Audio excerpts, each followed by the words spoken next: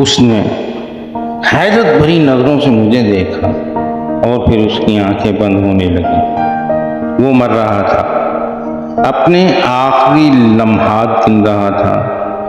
ओकलामूस की चीख सुनकर जो दो परिजात बच गए थे और मैयून से उलझे हुए थे रुक गए। उन्होंने जमीन पर तड़पते हुए ओकलामूस को देखा और घबरा गए। उसके बाद वो तेजी से राह फरार इख्तियार करने लगे। मैयून उनके पीछे भागने लगी, लेकिन मैंने उसे रोक दिया। दोनों परिजात उड़ते हुए महल से बाहर निकल गए। चलो, एक बुराई से दुनिया पाक हुई। मैयून मेरे करीब आते हुए बोली। हाँ, मैंने कहा, चलो अब तमाम कैदियों को रिहा करते हैं। और फिर हमने पिंजरे तोड़कर सबको पिंजरों से बाहर निकाला। दुरेशवार मुझे देखकर बहुत खुश थी। उसे यकीन नहीं आ रहा था कि मैं उसकी खातिर इतना दुश्वार सफर तय करके यहाँ तक पहुँचा। ओकलामूस से मुकाबला करके उसे खत्म कर दिया और उसे आज़ाद करवा लिया। वो मेरे बहुत नज़दीक थी और मैं महसूस कर रहा था कि ये बात मैयून को नागवार गुजर रही है। ज़ोगान जिन भी मेरे पास ही खड़ा था। नन्ही परियां अपनी रानी खोला परी से मिल रही थी। वो सब भी बहुत खुश थीं। आदमजाद लड़कियां, परियां, रिहाई पाने वाली जिनजादियां सब मेरे इर्द गिर्द जमा थी और हैरत से मुझे और मैयून को देख रही थी। सामी, ये लड़की कौन है? दुरेशवार ने मैयून की तरफ इशारा करते हुए पूछा।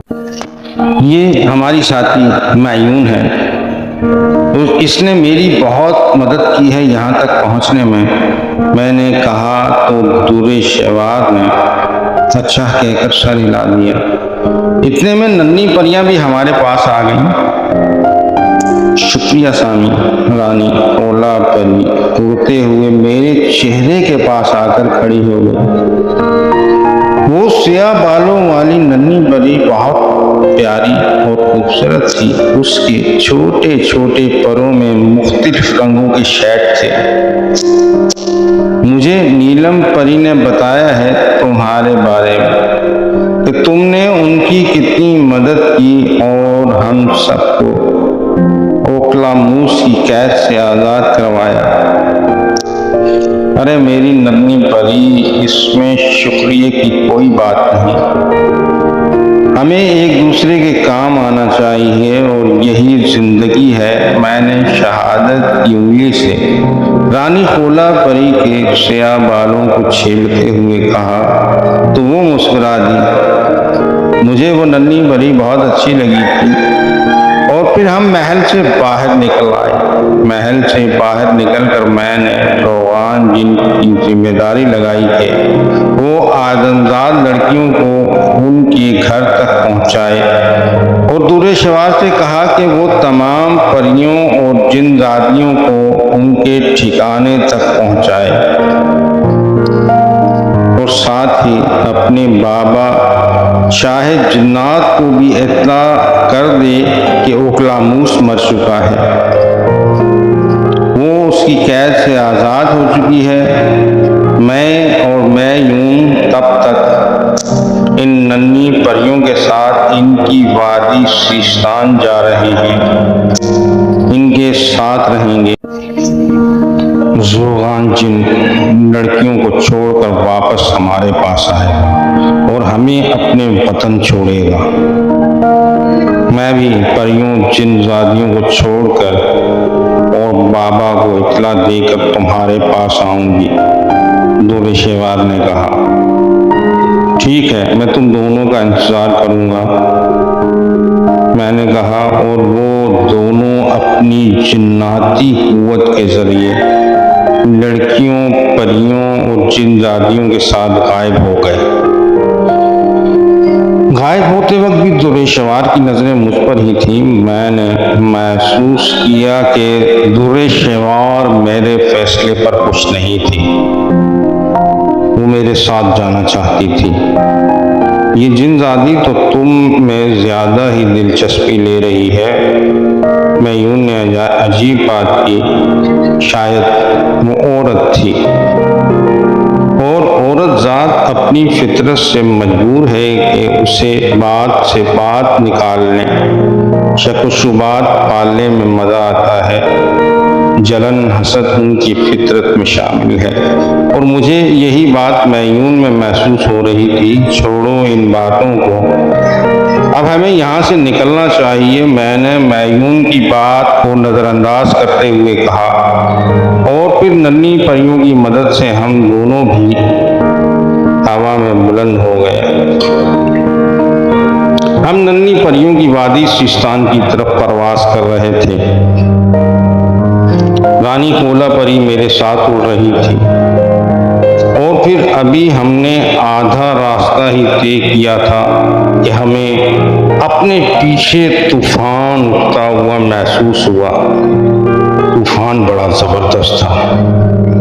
कुछ ही लम्हों में हम तूफान की लपेट में आ गए। तूफान अपनी मर्जी से हमें जाने किस तरफ उड़ाए लिए जा रहा था। कुछ देर तक हम हवा में तूफान का मुकाबला करते रहे। मयून भी मुझे नजर आ रही थी, नन्ही परियां भी मेरी नज़र में थी, लेकिन फिर सब बिखरने लगा। मयून कहाँ गई, नन्ही परियां कहाँ गई, मुझे कुछ पता नहीं चला। बस मैंने ये देखा कि रानी कोला परी ने मेरी शर्ट का दामन मजबूती से पकड़ा हुआ था, बल्कि वो मेरी शर्ट के दामन से चिमटी हुई थी। तूफानी हवा हमें उड़ाए लिए जा रही थी और फिर अल्लाह तो अल्लाह है ना, तमाम कुव्वतें उसी के हाथ में हैं। वो दिखाता है अपनी मखलूक को कि तुम कुछ भी नहीं हो मेरी कुव्वत के सामने। मैं जब चाहूँ तुम्हें एक मामूली तिनके की तरह उड़ा सकता हूँ और ईमान वाले मानते हैं ये बात, और मेरा भी अल्लाह पर ईमान पुख्ता है। मुझे इस बात पर यकीन है कि अल्लाह अपनी मखलूक के साथ हमेशा अच्छा ही करता है। तूफानी हवा का जोर कम होने लगा था और फिर एक खुले मैदान में हवा ने लाकर मुझे पटका और मैदान में मैं दूर तक लुढ़कता हुआ गया और एक कुएं में गिर पड़ा। कुआं काफी गहरा था। रानी कोला परी अभी तक मेरी शर्ट के दामन से चिमटी हुई थी। मैंने उसे देखा। कुएं के अंधेरे को उसके जिस्म से निकलने वाली गुलाबी रोशनी तोड़ रही थी। अगर कोला परी ना होती तो कुएं में मुझे कुछ भी नजर नहीं आ रहा होता। मैंने कोला परी को अपने सीधे हाथ में उठा लिया। वो बहुत घबराई हुई थी। क्या हुआ, डर लग रहा है क्या? मैंने कहा तो कोला परी मुस्कुराते हुए बोली, तुम साथ हो तो डर कैसा। अब यहाँ से बाहर कैसे निकले, ये तो बहुत गहरा कुआं है। मैंने कुएं की बुलंदी की को देखते हुए कहा, मैं कुछ करती हूँ। रानी कोला परी बोली, हाँ अब तुम ही कुछ कर सकती हो। तुम उड़कर कुएं से बाहर जा सकती हो और फिर कोई रस्सी तलाश करके ला सकती हो जिसकी मदद से मैं बाहर निकल सकूं। हाँ मैं जाती हूँ, रानी कोला परी बोली और फिर वो मेरे हाथ से उड़कर कुएं की बुलंदी की तरफ जाने लगी। रानी कोला परी दूर होती जा रही थी और कुएं में अंधेरा बढ़ता जा रहा था। और फिर जब वो कुएं से बाहर निकल गई तो कुएं में ऐसा अंधेरा हो गया कि आंखें देखने से कासिर हो गईं। मयून को तूफान ने ऐसी जगह फेंका था जहां कुछ ही फासले पर एक बड़ी सी खानका नजर आ रही थी। वो भी जब तूफान की लपेट में आई तो उसके हाथों में नीलम परी आ गई थी। नीलम परी तूफान की लपेट में थी कि मयून ने उसे थाम लिया और अब वो मायून के हाथों में ही थी। शुक्र है बच गए, वरना तूफान तो बहुत खतरनाक था, नीलम परी बोली। हाँ, लेकिन ये जगह कौन सी है? मायून ने इधर उधर देखते हुए कहा और फिर उसकी नजर खानका पर पड़ी। वो उठ खड़ी हुई। उसने नीलम परी को अपने कंधे पर बिठा लिया। सामने एक खानका नजर आ रही है, लेकिन यहाँ आबादी नहीं है, नीलम परी बोली और फिर वो आगे बढ़ने लगे। खानका का रकबा बहुत बड़ा था, आबादी से दूर बनाई गई थी। इस वक्त खानका के आसपास कोई भी नहीं था। मायून को तूफान ने खानका के पीछे वाले हिस्से में फेंका था। वो घूमकर खानका के दरवाजे पर आ गई। खानका का बड़ा सा आहिनी दरवाजा बंद था। मायून खानका के दरवाजे को देख रही थी। कैसे दूर घंटियों की आवाज सुनाई दी। उसने मुड़कर देखा, तकरीबन 25-30 अफराद खानका की तरफ आ रहे थे। उनमें मर्द और औरतें दोनों ही शामिल थे। नीलम परी जो मायून के कंधे पर खड़ी थी, वो उड़कर मायून की जैकेट की जेब में घुस गई और वहां से सर निकाल कर बाहर का नजारा करने लगी। लोग करीब आते जा रहे थे और फिर उन लोगों के करीब आने से पहले ही खानका का आहिनी दरवाजा अंदर से खानका के 2 लोगों ने खोल दिया। वो खानका के महाफिज थे और लाल लिबास में मलबूस थे। आने वाले मर्द और औरतें दरवाजे पर पहुंच चुके थे और फिर वो एक मखसूस नारा लगाते हुए खानका के अंदर दाखिल होने लगे। किसी ने भी मायून पर तवज्जो नहीं दी। मायून भी उनके पीछे पीछे खानका के अंदर दाखिल हो गई। खानका का अंदर से सहन भी काफी बड़ा था। सैकड़ों अफराद आराम से सहन में बैठ सकते थे।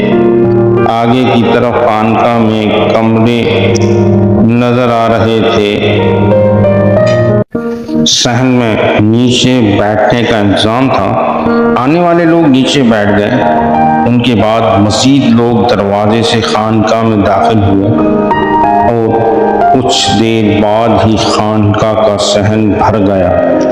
सब नीचे बैठ गए। मायून की समझ में नहीं आ रहा था कि ये कौन से मजहब के लोग थे और इनका इस खानका से क्या ताल्लुक था। शायद आज खानका में उनकी कोई खास इबादत थी। मायून भी उनके बीच में बैठी हुई थी। नीलम परी मायून की जैकेट की जेब में घुसी हुई थी और फिर एक राहब टाइप का आदमी खानका के अंदरूनी कमरे से बाहर आया। तमाम बैठे हुए लोग उस राहब के एहतराम में खड़े हो गए।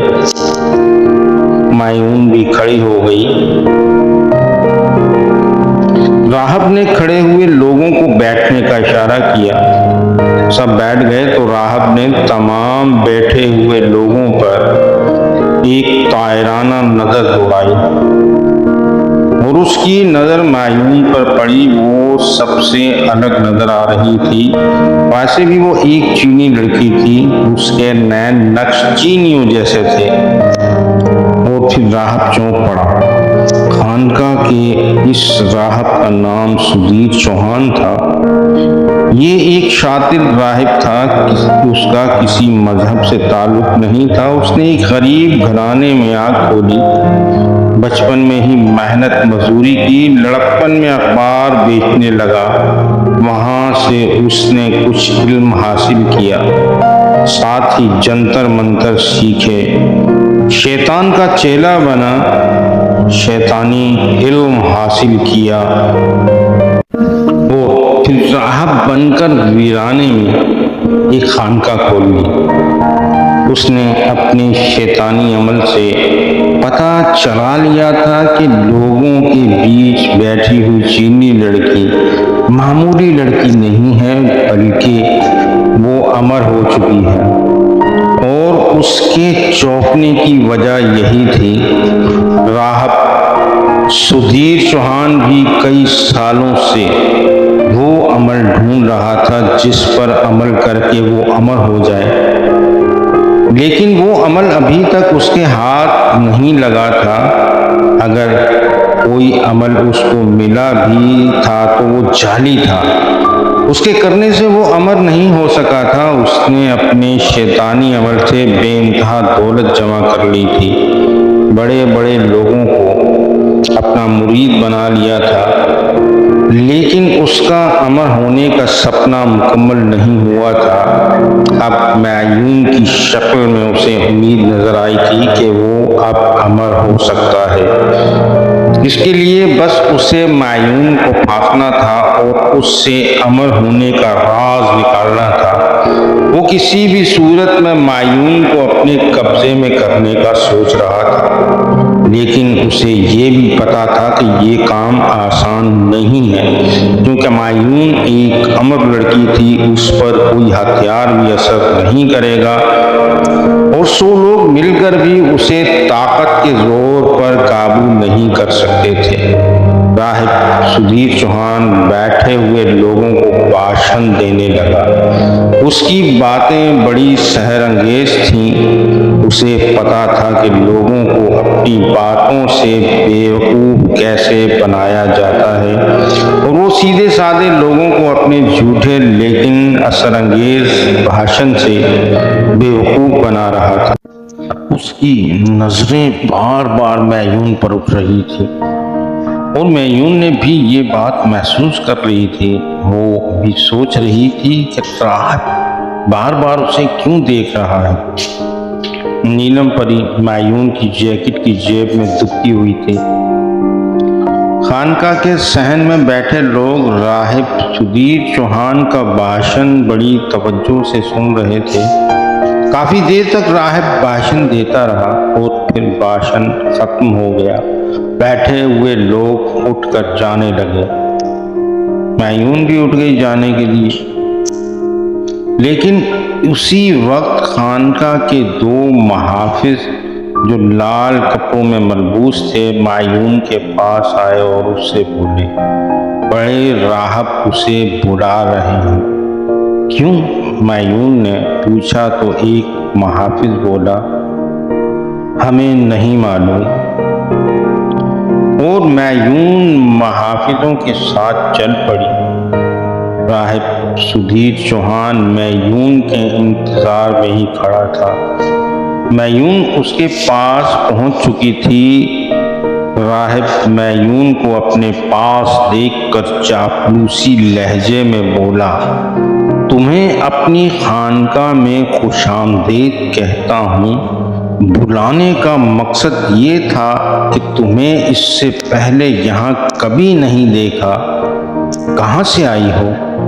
मायून राहब के लहजे में मौजूद चापलूसी को महसूस नहीं कर सकी और ये भी ना समझ सकी कि राहब उसे फंसा रहा है।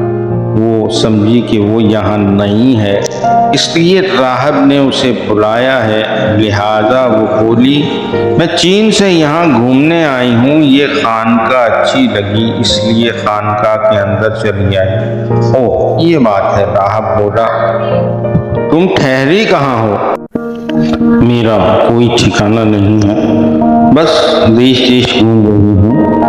तो फिर तुम कुछ दिनों के लिए इस खानका में क्यों नहीं रुक जाती? इस तरह हमें तुम्हारी खिदमत का मौका भी मिल जाएगा। मायून की बात सुनकर सुधीर चौहान को मौका मिल गया उसे खानका में रोकने का।